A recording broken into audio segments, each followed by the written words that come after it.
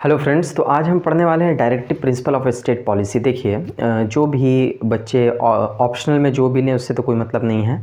ये पेपर 1 का टॉपिक है, ठीक है। तो पेपर 1 FRO में, फॉरेस्ट रेंज ऑफिसर में, और ACF में यानी असिस्टेंट कंजर्वेटर ऑफ फॉरेस्ट में जो पेपर 1 और पेपर 2 जो GS का सेक्शन है उसमें DPSP अनिवार्य रूप से आपको पढ़ना है, ठीक है। पॉलिटी का जो सेक्शन है वहाँ पे आप देखिएगा FRO में क्लियरिटी के साथ लिखा हुआ है कि DPSP से उसमें क्वेश्चन रह सकते हैं, ठीक है। और इसी तरीके से ACF में तो रहना ही है ये टॉपिक, ठीक है ना। तो देखिए, इसको आज हम पढ़ने वाले हैं। ये मेनली है क्या, ठीक है, DPSP कैसे इससे हम एक अच्छा आंसर लिखें एग्जामिनेशंस में, क्या लिखें, कैसे लिखें, वो सारी चीज़ हम देखने वाले हैं। देखिए, सबसे पहले अगर DPSP के बारे में कुछ आए क्वेश्चन इस तरीके से पूछा जा सकता है कि राज्य के नीति निदेशक तत्वों का क्या महत्व है, ठीक है। इनकी चर्चा संविधान में कैसे, कहाँ की गई है, किस तरीके से की गई है, किन किन अनुच्छेदों में की गई है, विस्तार से चर्चा करिए। तो वो सब चीज़ें जब हम पढ़ेंगे अच्छे से तभी ना देख पाएंगे। तो देखिए, इसका जो उल्लेख भारतीय संविधान में भाग 4 में है, ठीक है। और आर्टिकल जो है वो आर्टिकल है 36 to 51। चूँकि देखिए, मौलिक अधिकार भी आपको पढ़ना है, वो भी मैं क्लास लेने वाला हूँ। लेकिन मौलिक अधिकार में कौन सा आर्टिकल है, 12 से 35 तक है। और जहाँ ख़त्म होता है ये वहीं पर मौलिक अधिकार भाग 3 में है, और ये उसके जस्ट आगे भाग 4 में है, आर्टिकल 36 से 51 तक में है। देखिए, 36 से 51 तक में यूँ तो आपको टोटल आर्टिकल्स हूबहू याद रखने हैं, क्योंकि जब एग्जामिनेशंस में क्वेश्चन आएंगे तो आपको हो सकता है उसको पुट डाउन करना पड़े, वहाँ पर लिखना पड़े, तब ना आप बता पाइएगा कि ये व्यवस्थाएं की गई हैं इस भाग के अंतर्गत। संविधान निर्माताओं की ये मंशा है और ये उनका विज़न था कि हमारा देश ऐसा हो, ऐसा हो। तो देखिए, DPSP के तहत मेनली क्या किया गया है ना, ये व्यवस्था की गई है कि सामाजिक, ठीक है, सामाजिक आर्थिक लोकतंत्र के स्थापना की कल्पना की गई है। देखिए, राजनीतिक लोकतंत्र की स्थापना जो है वो मौलिक अधिकारों से हो सकती है, बहुत सारे अधिकारों की उसमें चर्चा की गई है, लेकिन सामाजिक आर्थिक लोकतंत्र की स्थापना की जाए, संविधान निर्माताओं ने एक ऐसी भी इसमें जो है व्यवस्था करने की कोशिश की संविधान में, जिससे कि आर्थिक यानी इकोनॉमिकली सब इक्वल हो, ठीक है, और सामाजिक रूप से भी किसी को भेदभाव का शिकार ना होना पड़े, ठीक है। ऐसी हम व्यवस्था करेंगे, ठीक है। अब देखते हैं हम कि ये आर्टिकल्स जो है, हाँ, कुछ और ऊपरी तथ्य आप जान लीजिए। जैसे ये सबसे पहले स्पेन के संविधान में सबसे पहले इसका उल्लेख मिलता है, लेकिन भारत ने जो इसको अडॉप्ट किया वो आयरलैंड के संविधान से, ठीक है, आयरलैंड के संविधान से इंडिया ने इसको अडॉप्ट किया। 1937 में स्पेन से आयरलैंड ले लिया था, और जब भारत आज़ाद हुआ, भारत ने जो है विभिन्न देशों के संविधान का अध्ययन किया, और जो जो अच्छी चीज़ें लगी वो ले लिया। तो उसी क्रम में आयरलैंड के संविधान से भारत ने नीति निदेशक तत्व यानी directive principle of state policy, जिसे शॉर्ट में DPSP कहते हैं, वो लिया। अब देखिए, ये जो 36 से 51 तक जो अनुच्छेद हैं DPSP में, ठीक है, इसका वर्गीकरण विभिन्न बुक्स में आपको मिलेंगे, जो अच्छे अच्छे राइटर्स के बुक हैं, वर्गीकरण मिलेंगे, लेकिन ऐसा कोई वर्गीकरण संविधान में नहीं किया गया है। वहाँ पे सिर्फ 36 से 51 तक सभी अनुच्छेद हैं, लेकिन हाँ, वैचारिक दृष्टिकोण से, विचारधारा के आधार पर मेनली इन्हें 3 प्रकार में वर्गीकृत किया जाता रहा है। तो उसमें से पहला है सामाजिक जो है, इसमें जो प्रावधान है, ठीक है, यानी सामाजिक तत्व भी बोल सकते हैं, सामाजिक तत्व, सामाजिक नीति निदेशक तत्व जो है, ठीक है। तो इसके अंतर्गत जो आर्टिकल्स आते हैं ना, वो देखिए, आर्टिकल आता है इसके अंतर्गत, सबसे पहले आता है 38, ठीक है, आर्टिकल 39 क्लॉज क, ओके, 41, 42, ओके, 43, ये सब आर्टिकल इसमें आते हैं। 43 क भी इसमें आता है। अब देखिए, हम देखने वाले हैं ना एक एक आर्टिकल की इसमें क्या व्यवस्था है, क्या प्रोविजंस हैं, ठीक है। इसी तरीके से गांधीवादी तत्व इसमें कौन कौन से हैं, ठीक है, वो भी इसमें है। तो इसके अंतर्गत कौन कौन से आर्टिकल आते हैं, तो गांधीवादी आर्टिकल आर्टिकल 40 से चालू होता है। आर्टिकल 40 है ग्राम पंचायतों का गठन से। तो ये एक गांधीवादी विचारधारा थी कि स्थानीय स्तर पर भी लोगों को स्वशासन दिया जाए। स्वशासन मतलब शासन करने का अधिकार स्थानीय स्तर पर दिया जाए। ये आर्टिकल 40 में हम देखने वाले हैं, विस्तार से देखने वाले हैं। लेकिन गांधीवादी तत्व वाले कौन कौन से आर्टिकल है डीपीएसपी में, वो हम देख लेते हैं पहले। तो आर्टिकल 40 है, आर्टिकल इसी तरीके से 43 है, सॉरी 42, हाँ 43 है, ठीक है। फिर 43 क्लॉज ख है, ओके। इसके साथ ही साथ फिर आप बढ़ेंगे तो 46 है, 47 है, 48 है, ठीक है। एक और आता है, ठीक है, एक और इसमें वर्गीकरण आता है, वो है बौद्धिक उदारवाद। बौद्धिक उदारवाद,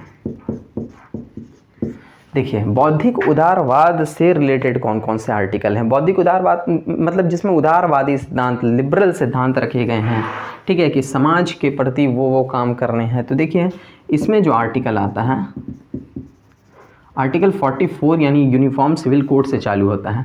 इसके बाद में फिर आर्टिकल 44 के बाद में आर्टिकल 45 भी आता है इसमें, 46, 47 छोड़ दीजिए, अब 48 आता है, 49 है, 50 है, 51 है। देखिए डिस्ट्रीब्यूशन जो मेनली बड़े बड़े जितने राइटर्स की किताबों में है, वो डिस्ट्रीब्यूशन यही मिलता है हमें डीपीएसपी का, ठीक है। समाजवादी तत्व जिसमें आर्टिकल 38, आर्टिकल 39 ये है, ये है, ठीक है।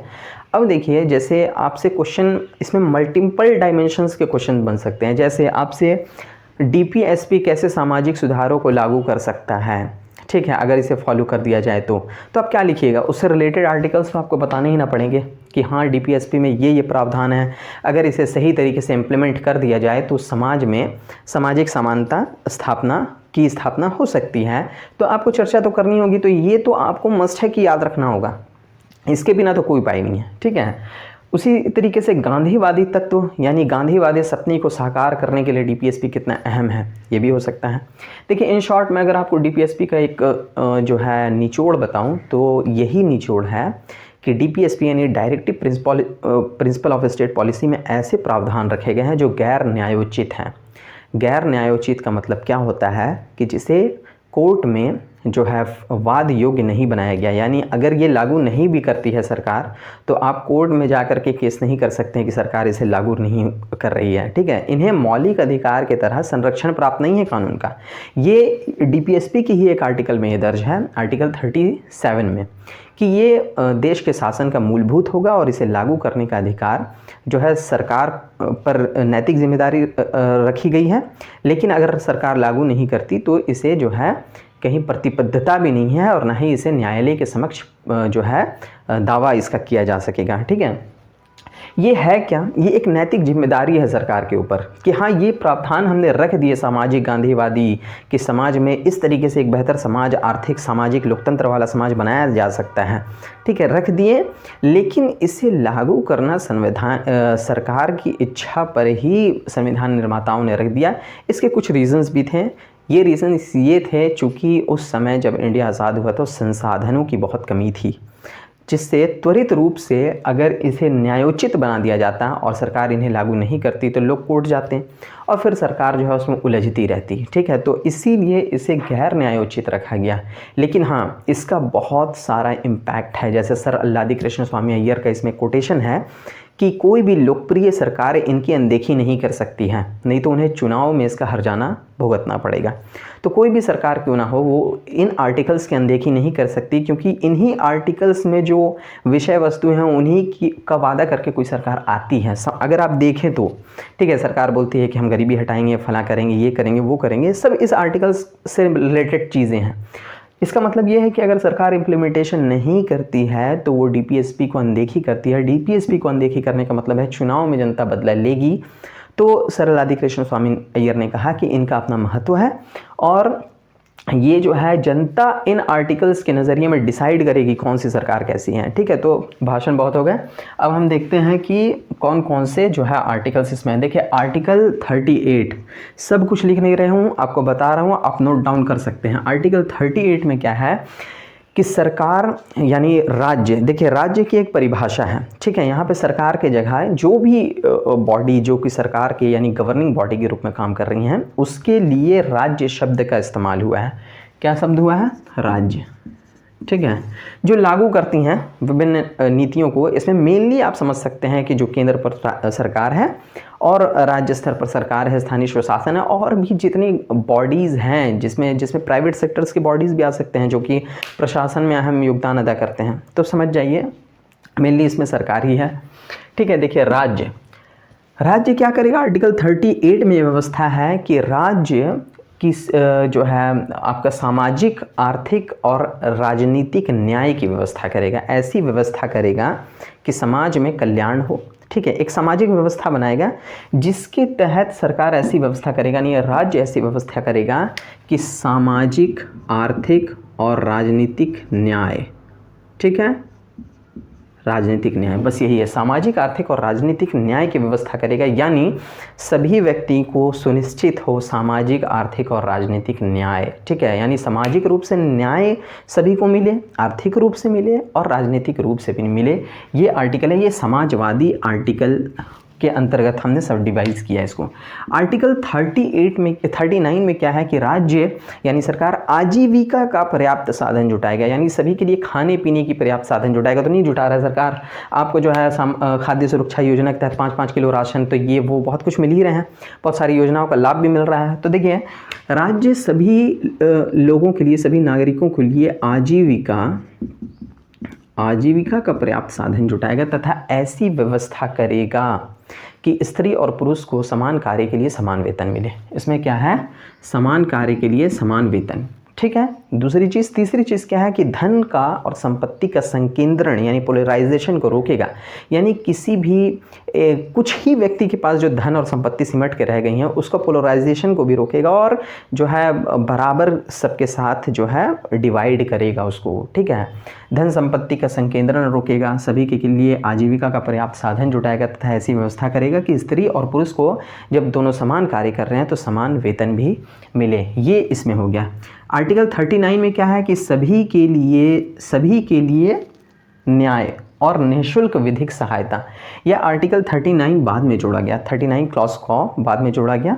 किस किस आर्टिकल को बाद में जोड़ा गया वो भी हम देख लेंगे, किस किस संविधान संशोधन के तहत जोड़ा गया। ठीक है, चूँकि ये भी पूछा जा सकता है कि संविधान लागू होने के बाद सरकार ने इनको इम्प्लीमेंट करने के लिए कौन कौन से अमेंडमेंट्स किए, ये भी पूछा जा सकता है। और फिर ये भी पूछा जा सकता है कि कौन कौन से योजनाएं लाएँ। तो एक वीडियो में तो बहुत ज़्यादा लंबा हो जाएगा, इसलिए हम शॉर्टली फिर दूसरा वीडियो में इसको लाएंगे। आज हम आर्टिकल्स को मेनली समझ लेते हैं। देखिए 39 कॉ में क्या है कि सभी के लिए समान न्याय, ठीक है, समान न्याय और निःशुल्क विधिक सहायता, निःशुल्क विधिक सहायता। ठीक है, ये हो गया आर्टिकल 39। आर्टिकल 41 क्या है? आर्टिकल 41 है कि राज्य, कोई व्यक्ति अगर कमज़ोर है, बुढ़ापे की स्थिति में है, अशक्तता है, ठीक है, कमा नहीं पाता है, तो वैसी स्थिति में लोक सहायता पाने का वह व्यक्ति हकदार होगा। ठीक है, लोक सहायता, ठीक है, उसे लोक सहायता मिलेगी। सरकार उनके लिए लोक सहायता का प्रबंध करेगा, चाहे वो पैसे के रूप में है चाहे किसी और रूप में हो। ठीक है, आर्टिकल 42 क्या है? आर्टिकल 42 है कि काम के लिए न्याय, मानवोचित दशा, काम के लिए न्यायसंगत और मानवोचित दशा, यानी काम जहाँ पे व्यक्ति कर रहा है वहाँ पे मानवोचित दशाएं हैं कि नहीं, न्यायसंगत दशाएं हैं कि नहीं, कि बहुत ख़राब स्थिति है। ठीक है, तो काम के लिए मानवोचित और न्यायसंगत दशा लोगों को देगा। और प्रसूति सहायता, ये प्रसूति सहायता क्या है? जब महिला गर्भवती रहती हैं तो उन्हें, अब महिला अगर ड्यूटी नहीं कर पा रही है तो उन्हें प्रसूति सहायता मिलेगी, वो छुट्टी के रूप में हो या फिर किसी चीज़ के रूप में। तो ये आर्टिकल 42 में है। आर्टिकल 43 में क्या है? समाजवादी सिद्धांत से रिलेटेड। देखिए आर्टिकल 40 आप यहाँ भी देख रहे होंगे, ठीक है, तो दोनों दूसरे कॉन्टेक्स्ट में है। ये आर्टिकल 40 में जैसे 2-3 प्रावधान है, तो एक प्रावधान गांधीवादी वाला है तो यहाँ भी हमने लिखा है, एक समाजवादी वाला है तो समाजवादी वाला यहाँ भी हमने लिखा। अब समाजवादी सिद्धांत वाला यहाँ पर क्या है? तो सामाजिक व्यवस्था, सामाजिक और सांस्कृतिक अवसर, सामाजिक एवं सांस्कृतिक अवसर उपलब्ध कराएगा। कौन? राज्य। आर्टिकल 43 क्या है कि उद्योगों के प्रबंधन में कर्मकारों की, अपने स्टेट के कर्मकारों की, यानी अपने स्टेट की जो मजदूरी हैं उनकी भागीदारी ज़्यादा से ज़्यादा हो, इसके लिए कानून बना सकता है। ठीक है, तो उद्योगों में कर्मकारों की भागीदारी के लिए कानून बनाएगा। ठीक है। तो आर्टिकल 40 बहुत इंपॉर्टेंट है, इसी में ग्राम पंचायतों का गठन का बात किया गया है। ग्राम पंचायत, ठीक है, ग्राम पंचायत से रिलेटेड सपने साकार भी हुए हिंदुस्तान में। 73वां संविधान संशोधन जो कि 1992 में ईस्वी में आया, उसके बाद पंचायती राज व्यवस्था को कानूनी अधिकार दे दिया गया। अब पंचायतों के चुनाव भी होते हैं, मुखिया वगैरह चुने भी जाते हैं और बहुत मज़ा भी मारते हैं, ठीक है। तो आर्टिकल 40 जो है वो ग्राम पंचायतों के गठन से रिलेटेड हो गया, ठीक है।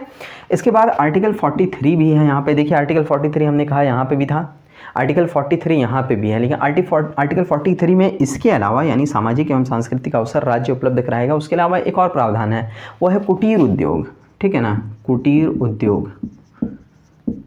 यानी इस आर्टिकल में है कि राज्य कुटीर उद्योगों को सहकारिता के आधार पर बढ़ावा देगा, उन्हें बढ़ाने का प्रयास करेगा, ठीक है। तो ये गांधीवादी सिद्धांत है। गांधी जी नहीं चरखा चलाते थे, कहते थे कुटीर उद्योग, जो कि गरीब मजदूर जो काम करते हैं, कुटीर यानी छोटे मध्यम वाले, छोटे वाले उद्योग जो चलाते हैं, उद्योग मतलब समझ रहे हैं कि मतलब कि एकदम निचले तबके के जो नहीं वो वर्कर लोग होते हैं जो बेचारे अपना छोटा मोटा काम करते हैं, कुटीर उद्योग जो कि गांव देहातों वगैरह में आपको ज़्यादा नज़र आएगा, तो उनकी भी सामाजिक सुरक्षा होनी चाहिए ना। तो गांधी जी का ये दर्शन था, गांधी जी ये कहते थे कि उनकी रक्षा होनी चाहिए, उनकी हित होनी चाहिए, ना कि बड़े बड़े कंपनियों वाले ही सिर्फ जो है आगे बढ़ें।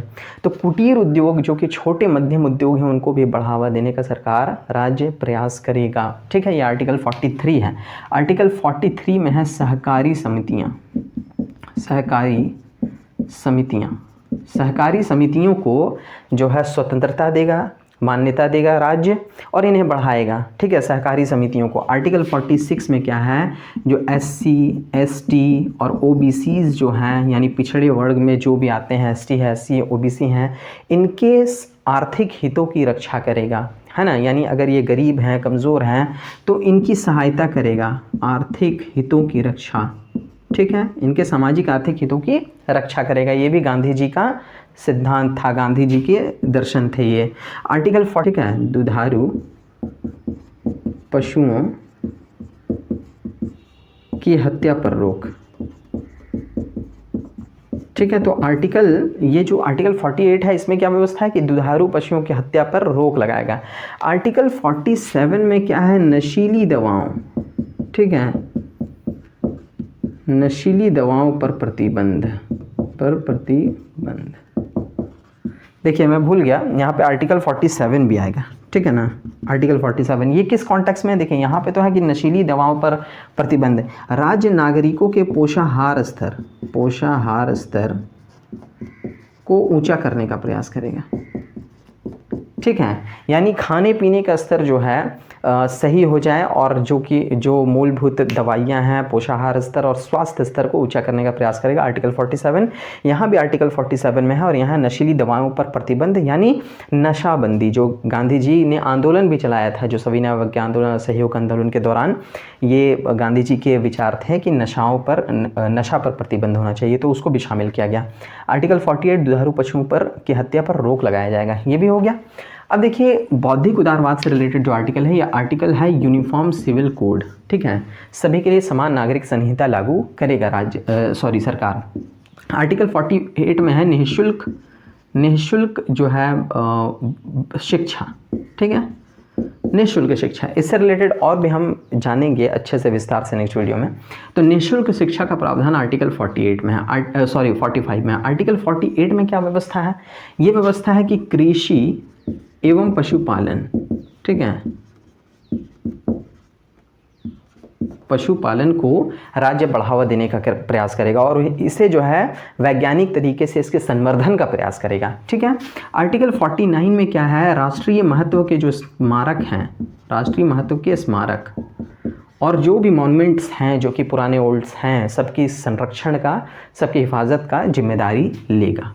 आर्टिकल 50 में क्या है कि कार्यपालिका और न्यायपालिका को अलग करने का प्रयास किया जाएगा, दोनों ओवरलैप ना करें, ठीक है।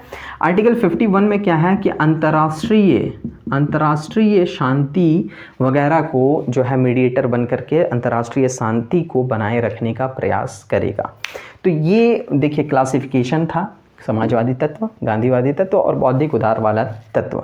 अब हम क्या क्या इसमें प्रावधान थे वो हमने देख लिए। अब हम देखने वाले हैं जिससे रिलेटेड क्वेश्चन पूछा जा सकता है, इम्प्लीमेंट वाला, कि सरकार ने नीति निदेशक तत्वों को लागू करने के लिए कौन कौन से काम अभी तक किए हैं। उसमें विभिन्न संशोधन भी आएंगे और विभिन्न योजनाएं भी आएंगी जो सरकार ने लाया, ठीक है। और पंचवर्षीय योजना के दौरान भी सरकार ने इन आर्टिकल्स को साकार करने के लिए बहुत सारी योजनाएं लाई। तो हम इसको नेक्स्ट वीडियो में एक अच्छे से उसको पढ़ लेंगे ताकि आप एक अच्छा उत्तर लिखने के लिए कैपेबल हो जाएं। तो आज के लिए इतना ही, thank you. Please subscribe, please share, and please like.